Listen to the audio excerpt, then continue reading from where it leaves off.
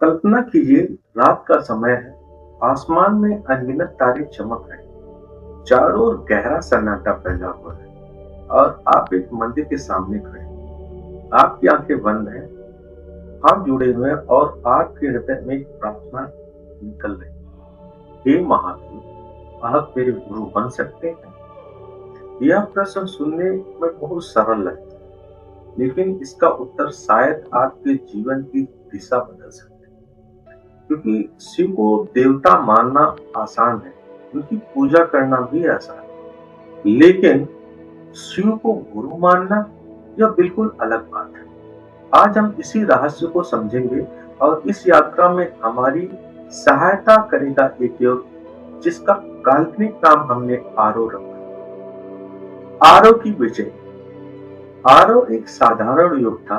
अच्छी नौकरी थी, परिवार था, दोस्त थे, सुविधाएं भी थी, लेकिन फिर भी उसके भीतर एक खालीपन था। रात को सोने से पहले अक्सर वह छत को देखता रहता और सोचता, क्या जीवन केवल इतना ही है? क्या खाने, कमाने और एक दिन मर जाने के लिए हम पैदा हुए हैं? इन प्रश्नों ने उसकी नींद छीन ली।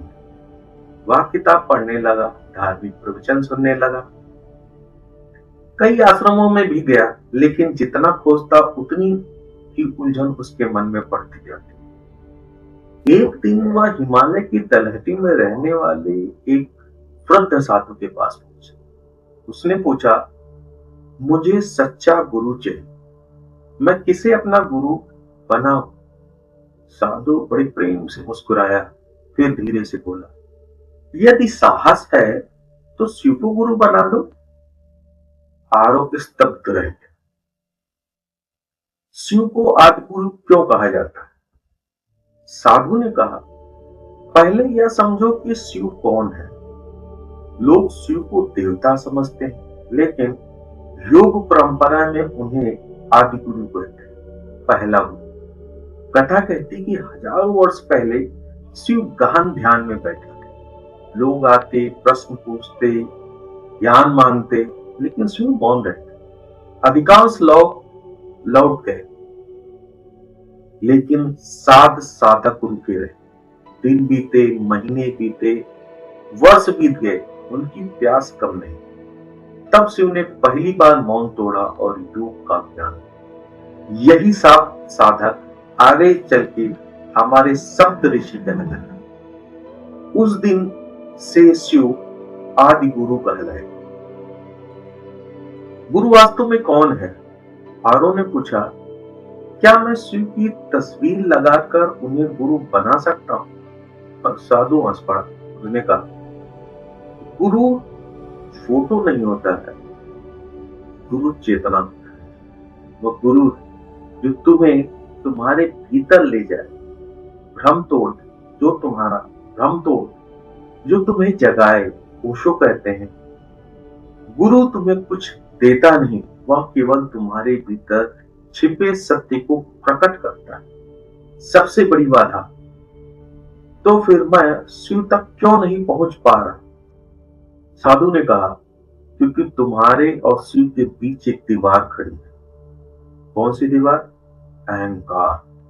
अहंकार कहता है, मैं जानता हूं, मैं सही हूं, मुझे सीखने की आवश्यकता नहीं। और जब तक पात्र भरा हुआ है, उसमें नया कुछ नहीं डाला जा सकता। शिव का सबसे बड़ा उपदेश। कुछ देर तक साधु चुप रहा। 1 मिनट, 2 मिनट, 5 मिनट। आरोप बेचैन होने लगा और बोला, आप कुछ बोल क्यों नहीं रहे? साधु मुस्कुराया, मैं तुम्हें शिव का सबसे बड़ा उपदेश दे रहा हूं, मौन। मौन का रहस्य और ध्यान की शक्ति। आरो ने साधु से पूछा, यदि शिव का सबसे बड़ा उपदेश मौन है, तो फिर हम उसे समझे कैसे? साधु मुस्कुराया। उसने पास बहती नदी की ओर इशारा किया और कहा, इस नदी को देखो। आरो नदी को देखने लगा। पानी लगातार बह रहा था, लहरें उठ रही थी, धूप उसकी सतह पर चमक रही थी। साधु ने पूछा, क्या तुम्हें नदी के तल में पड़े पत्थर दिखाई दे रहे हैं? आरव ने कहा, नहीं, बहुत हिल रहा है। साधु बोला, यही तुम्हारे मन की स्थिति। तुम्हारा मन भी एक नदी की तरह है। विचारों की लहरें लगातार उठती रहती हैं। कभी भविष्य की चिंता, कभी अतीत का पछतावा, कभी इच्छाएं, कभी भय, कभी क्रोध, कभी ईर्ष्या। और इस निरंतर हलचल के कारण हम अपने भीतर छिपे सत्य को देख।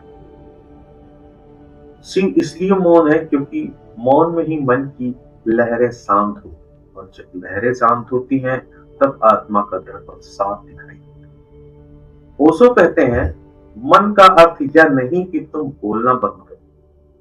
मौन का अर्थ है भीतर का शोर समाप्त हो जाए। गवारो ने पूछा, लेकिन मेरे भीतर तो हर समय विचार चलते रहते हैं, मैं उन्हें कैसे रोकूं? साधु हंस पड़ा, कहा, यही सबसे बड़ी भूल है। ध्यान विचारों को रोकने का प्रयास नहीं, ध्यान विचारों को देखने की कला है। कल्पना करो, आसमान में बादल चल रहे हैं। क्या तुम बादलों से लड़ते हो? नहीं, तुम जब उन्हें गुजरते हुए देखते हो, वैसे ही विचार भी आते हैं और चले जाते हैं। लेकिन हम क्या करते हैं?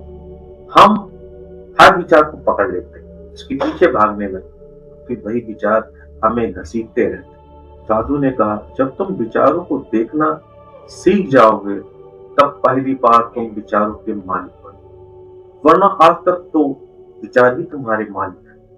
उस दिन से आरव ने ध्यान करना शुरू किया।